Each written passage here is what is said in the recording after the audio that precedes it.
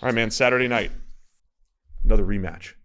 Giants at Eagles, NFC East divisional battle. This is the first time in NFL history, I believe, right? 3 out of 4 teams in the divisional round are from the same division. 2 years removed from the NFC East being the saddest division in football. Yeah, I mean, Philadelphia can make it to the Super Bowl without leaving the division. It's incredible. It really is. Which I guess, that would be pretty impressive.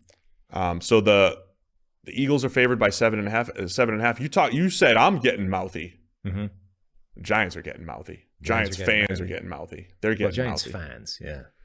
So look, if I'm going to play the Brunel game and relive my teenage years, let's play the Giants narrative games. Okay. Is it 2007? Is it 2007? All over again. No. You've got a fourth-year quarterback, right? Yeah. Fourth-year quarterback. Remember Eli Manning back at the time? Wasn't even that good. Didn't even have good years, 04, 05, or 06. Even in 07, wasn't even that good. You're a wild card team. You're on the road the entire time. And you just keep winning. And then they go and defeat. Have people been making this comparison? No, I'm making it right now. Because actually, there's way more parallels for this one than there is for the Brock Purdy as Tom Brady people. Oh, I thought you were going to compare it to the Jags, because the Jags comparison's true, right? Because the year in '96, the Jags were 4-7 and made the playoffs. Yeah. This Jags team was 3-7 and made the playoffs. I can promise you that. But the Giants in 07, there are some comparisons here. Year 4 quarterback who really hadn't done a whole lot to that point, making a Super Bowl run. Yeah. Earning his place in Canton even. You can make a case that Eli Manning doesn't get the next contract without that run, which is exactly the situation that Daniel Jones is in right now, where they didn't pick up his 5th-year option. Daniel Jones would not have got that contract, if he's going to get one, without this run. Let me give Daniel Jones some credit here. Okay. Right? When you go back and you look at the Eli Manning scouting report, there's a lot of like touchy-feely. He's going to work hard and he's going to be the face of a franchise. And even if he's not as good as Peyton, he handles adversity and all that stuff. And you heard the same stuff when Dave Gettleman was drafting Daniel Jones, right? Was there stuff? Wears khakis. I hope there was stuff in the scouting report that read exactly like that. Look, even if he's not as good as Peyton, there's a lot of stuff in there. He's no Peyton Manning, but he's pretty good. No, every second brother at some point gets he's better than his brother. He's better than his older brother. Every single younger sibling. Nobody ever said that about Eli. Yes. No. At some point. At no point in his life has because anybody he's got a ever little said better he's better than arm. Peyton. Absolutely. Like when he was going to Ole Miss, you could dig up something that's like he's more talented than Peyton. Not a chance. It's that whole, I think I saw Marcus Spears is doing it on Twitter, like Patrick Mahomes is more talented than Tom Brady. And people are like, no, Brady's got more rings. And they're like all debating. And it's like, what is talent? Right, so somebody somewhere along the way said Eli Manning is more talented than Peyton Manning, which doesn't matter because the goal is to play quarterback better, not to be more talented, whatever that is. Nobody in the history of the world ever said that, including everybody within the Manning family. This might be pre-Google. We might not be able to find it. So, that's the story. Daniel Jones is Eli. This is his chance to be Eli. Yeah. Yeah. Here's the thing. As well as Daniel Jones and the offense played last week, it's impossible to divorce that from just how bad the Minnesota defense is, which is the worst defense in the NFL, judged by yards and points, and those kinds of things. Okay, if you go by EPA per play and stuff, it's a little bit better than that, but it's still garbage. So this week, they're going up against the Philadelphia defense, which is just better across the board. They'll bring more pressure up front. They have better players in the back end. They run more diverse schemes in the middle. Like they have the ability to cause dramatically more problems for you than Minnesota did. So immediately, it should be a much more difficult job for that Giants offense. All right. You want you've been rooting for funny. Yes, I like to root for always. funny. I have a funny scenario. Okay. The Giants and Cowboys win. Giants and Cowboys win. Cowboys are now hosting the NFC Championship. Yes. Now, I don't know because you're big into billionaires thought process and all that stuff. Because I just from that, I have a hilarious way of that game ending. The sun. Yes. Yeah. So the sun. Now the problem is I don't know what that looks like in January because I don't know. We never get to see January football. January football. Maybe that was the whole point. Maybe at that point the sun is in the opposite direction. No, it never goes onto the field. In winter, the sun's low. Right? The sun's low. But it also it pivots. Like it's off angle. Like the same way that the Manhattan hedge thing. Let's just picture the sun's in the right place. Okay. Michael Gallup's. I'm looking at our lights right now. I could see what this. Right. I'm already seeing spots. This could be The difficult. winning touchdown is the about winning to land. touchdowns in Michael Gallup's hands, and he loses it in the lights, which are very aesthetically pleasing for Jerry Jones. Yep. He loses it in the lights, Mm-hmm. and Daniel Jones and the Giants are off to the Super Bowl. That would be hilarious. There's your. There's what you're rooting for. Absolutely. It has to be the Giants winning, though, because that's the only way Dallas can host the NFC Championship. Yes. Okay, I'm up for that. So that would be a 5 versus 6 seed NFC Championship. Mm-hmm. Back to the game. Yeah. I do believe we overreact to Wild Card Weekend quite a bit. Okay. And you forget the teams that are on the bye are really good. Well, the other thing is, this is a weird game for a few reasons. Like, it's another one of those third-time matchup deals, right? Yep. Which are always weird because they have such a bad record. It's very hard to beat a team in the NFL 3 times, right? Blah, blah, blah. But I think generally that's simply because it's difficult to put together 3 winning games in a row, particularly against teams that are in the playoffs, because by definition, those are good teams. I got the stats, though. You want to hear them? Yeah, I do. Because I know you hate these. Tom Bliss from NFL Football Ops gave me the data because I was too lazy to look it up myself. What do you mean? I asked, he gave it to me. You emailed him? No, I asked on Twitter because I was too lazy to look it up, and people answered. And he responded to you. Look at you. Like, Since you AP voter, all of a sudden, you get whatever you want here. Since realignment, so 2002, with the introduction of the Houston Texans as a franchise, the third matchup between teams in the division has occurred 29 total times. The team looking for 3 wins has only achieved it 5 times. So 5 out of 29. What's that? Hold on. Say it again. 5 out of 29. Oh, 5 out of 29? Well, it's under 16.7%, so it's about 15-ish. Okay.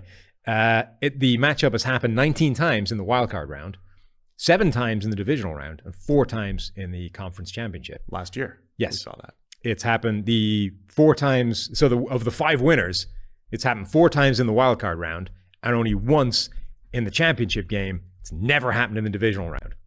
And by never, I mean since 2002. What's the latest divisional round rematch? I don't know. We saw Bucks Saints a couple years ago was divisional round. Okay. There was one. Yeah. Interesting. Uh-huh. So this is history the Giants are shooting for here. So the Giants. They're looking to become, or no, the Eagles, I guess. The Eagles are looking to become the first team to knock off. No, the Giants are looking to become the first victor. Oh, so the undefeated team is always one. No, because the Bucks. No, you're right. The Bucks lost to the Saints. Nobody's shooting for history because it's always happened. So anytime teams that are 2-0 versus their division rival the play, Eagles would buck history won. here by being the first team to win a third time, but have it be in the divisional round, according to that number. No. Yeah, it just happened 2 years ago. The Bucks beat the Saints in the divisional round after going 0-2 against them. Okay. In other words, the underdog keeps winning this. Right. For some reason. Yes. Only in the divisional round, though. Matters not in the conference championship. Last year, the Rams... No. The Rams bucked the trends, too. They beat the Niners for the first time. This is bad. This is really bad. Anyway, the point being... Quick distraction. Greg Roman stepped down as offensive coordinator for the Ravens. Stepped down? Yeah. He's stepping away. Meaning... At least half the league now. Byron Leftwich was officially fired since we talked about it yesterday. Yeah. Half the league needs an offensive coordinator. Half the league. Just about. Give or take. 9 out of 32, 10 out of 32. That's quite a lot less than 16 out of 32. It's almost half. Not really.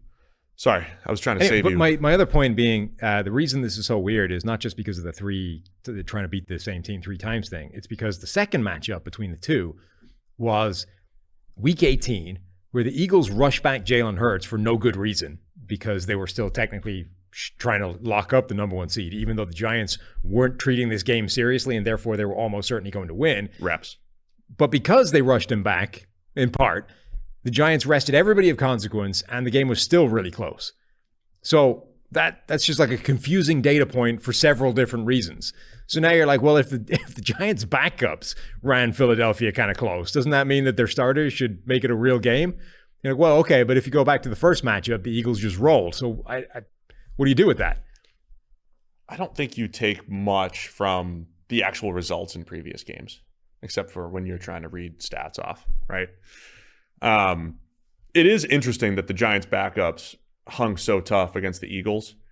But Hurts was coming back off injury and was clearly rusty. That was also the last time we've seen Jalen Hurts. Presumably, though, he's healthier Eagles, now. And, yeah, generally. Right, the last time we saw them. But, I mean, that's a big part of it, right? Like, Hurts throws a red zone interception. I mean, he just didn't play very well. He was different in that game.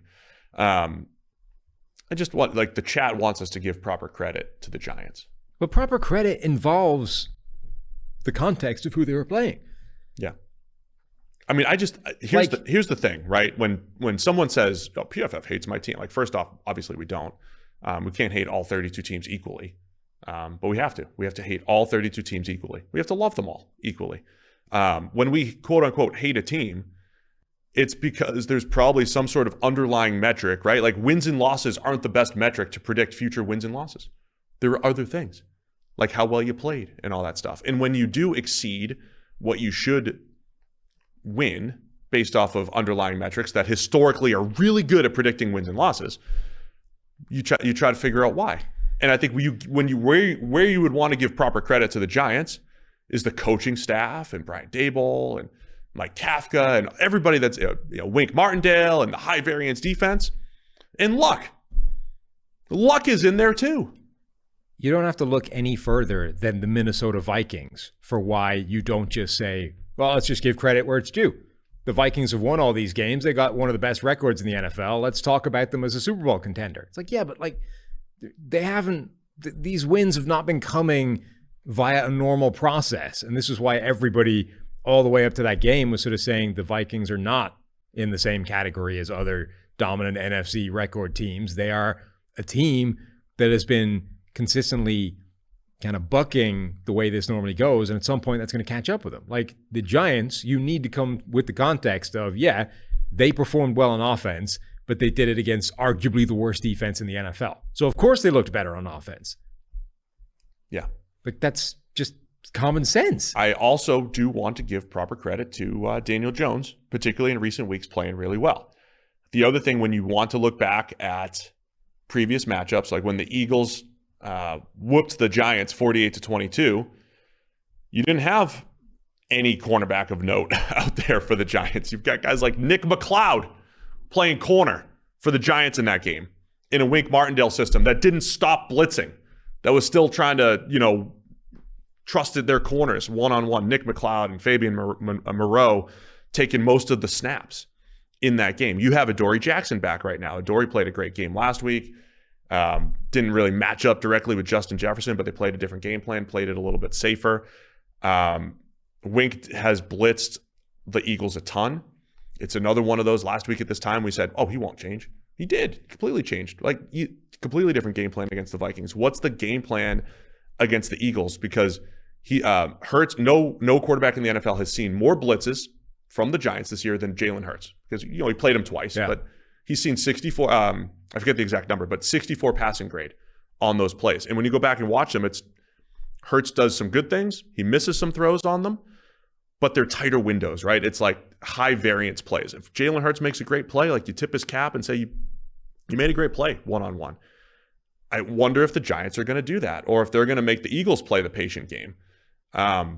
That's scary because they can do everything, right? They can run it. They can throw short.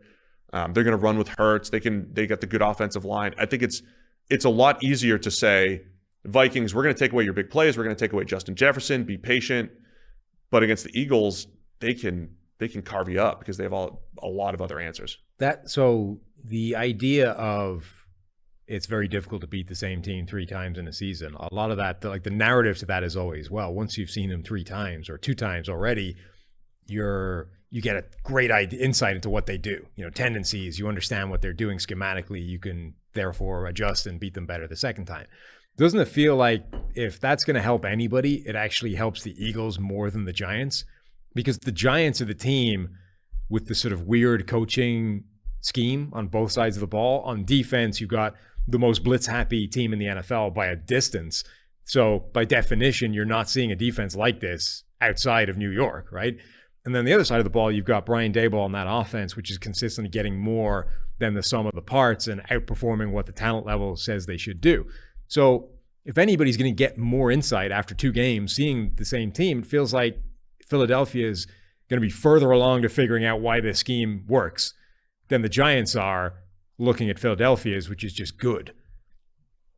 I mentioned last week, right? Daniel Jones, number 20 all time in rushing yards in a season by a quarterback. Jalen Hurts is obviously in that mix as well. I mean, it's a different looking game as well because you have so much reliance on quarterback run game. Vanilla Vic. That's what they were calling him. They're calling him. Really? You heard.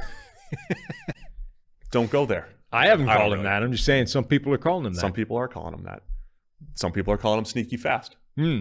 Some people are, long strider, Daniel Jones. Long strider. Some people are calling him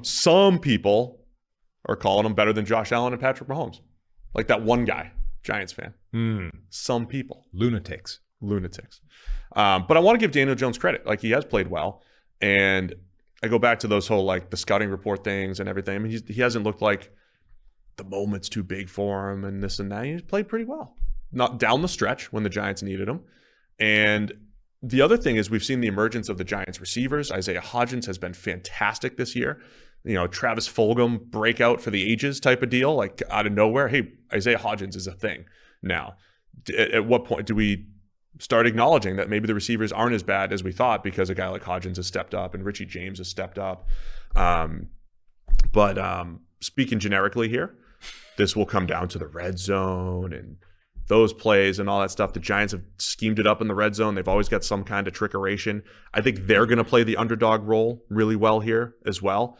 And maybe this is one of the changes in the NFL where for years when the best team, teams were favored by 8, 9, 10 points, the other team didn't always play underdog, right? They didn't always play that role. They didn't always go for the extra fourth downs. We saw the Giants last week as 3-point underdogs just say, this is how we play. I'm not taking the field goal. I'm going for 4th and 1. I'm taking the QB sneak when it's there. I'm not going to, just kick a field goal to take a lead because that's what you always do. The Giants are going to play this game the right way. Now, the Eagles are going to do it too, but it does make this matchup fascinating for maybe the Giants and their ability to try to keep it close. Yeah, I mean, the big question is simply, does this Giants offense function the same way against a legit defense, not against the Minnesota Vikings or another comparable bad defense?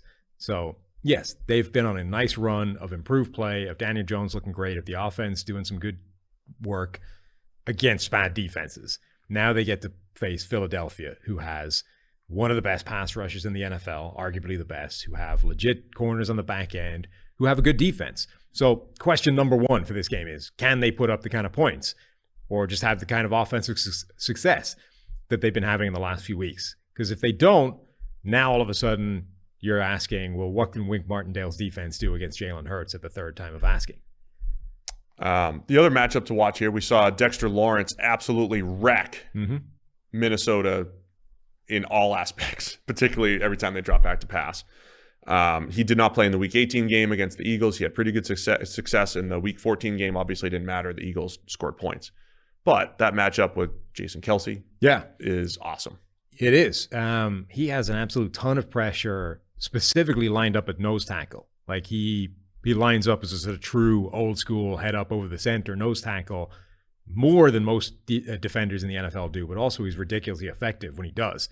And it's particularly effective against guys like Garrett Bradbury, these undersized centers that in today's NFL, you're not used to dealing with those guys anymore because teams don't play that way. Like teams don't play with the old school two-gapping monster nose tackle who's playing head up over the center and weighs 350 pounds.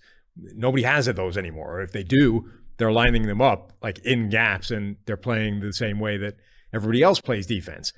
But the Giants actually line Dexter Lawrence up there and all of a sudden position him over a guy that he's outweighing by a ton, that he's stronger than, that he's longer than, and causing all kinds of problems. Now, Jason Kelce is the other end of the scale from Garrett Bradbury in terms of overall quality. He's arguably still the best center in the NFL. He's right up there with Creed Humphrey this year in terms of all-pro. But A, he is undersized relative to the position, and B, he's always been weaker as a pass blocker than he is as a run blocker, particularly if you can isolate him in pass protection. So if he's not, helping with the guard, but he's actually trying to deal with a guy like Dexter Lawrence one-on-one. That is a weird area where you wouldn't think the Giants have an advantage, but I think they probably still do against what is the best offensive line in the NFL. Do you want some really quick? Do you want some statistical malpractice? I'm going to bring to the table here. Statistical malpractice. Since week 13, yeah, it's an arbitrary cutoff, but it makes for a good point. Daniel Jones, number 2 quarterback in the league by PFF grade. By PFF grade. Okay. 89.2. Yeah. Dating back to week 13. That is indeed. Passer rating, rushing grade, everything's good. Yeah. So, and Jalen Hurts is only 15. Uh-huh. So you could say, you could turn the tables here. Where is he in yards and points over that time? I don't have points, but yards, he's 12th. Okay. Yeah, but you got to add rushing in there passing as yards. well. Yeah. That's just passing yards. He's probably got like 1,000 rushing yards in that time. Because he's Vanilla Vic. Vic. Some are saying. Where is he? Where is he in yards? Oh, let's get quarterback. Let's get some non-running backs here. Number 1 in QB rushing yards. Yeah. 334 since that time. Right ahead of Justin Fields. He's basically better than Justin Fields. Yeah. At running. At running. And better at passing than everybody but Joe Burrow. That's what Daniel Jones is. So, yeah, there's a reason why the Eagles are favored. The Giants are a great story. I will say if they play like last week, I know it's not the same circumstances. It is a similar defense, a better defense, similar style defense. If they play like last week, the Giants have a shot. I think they have a shot to keep it close, and it comes down to this whole, you need some plays. But I keep coming back to the Eagles being the best all-around team in the league. They can rush the passer. The addition of former Giant James Bradbury has been unbelievable for that secondary. Him, Slay, the linebackers, TJ Edwards, they've played well this season. And then offensively, they can run, they can pass, and they adjust. They win, or they play whatever style they need to win, right? We've seen weeks this year where A.J. Brown and Devontae Smith had almost every single target. We've seen weeks where Dallas Goedert is the guy. Weeks where Jalen Hurts has run the ball 18 times because that's what was there. Other times where they have their running backs and they rely on their offensive line. The Eagles have answers for everything. And the times where they've lost, one time with Hurts under center, they've turned it over, right? They've made bad decisions. They've fumbled it, whatever it is. If the Eagles play their brand of football, they should win this game. Yeah, I think that's true. What was I going to say? The other significant, I think, change is the Eagles should have Lane Johnson back at right tackle. He's been dealing with some kind of hip adductor injury or something like that. He missed the last couple of games of the regular season. You could see the difference when he wasn't in there, and when Jack Driscoll had to man right tackle, it gave them a legit weak link on that offensive line for teams to target. If he's back out there, and if he's anything like 100%, again, Philadelphia has the number 1 offensive line in the NFL, and a line that's very unusual because it has no weaknesses. All 5 guys are at the very minimum average starters, if not better.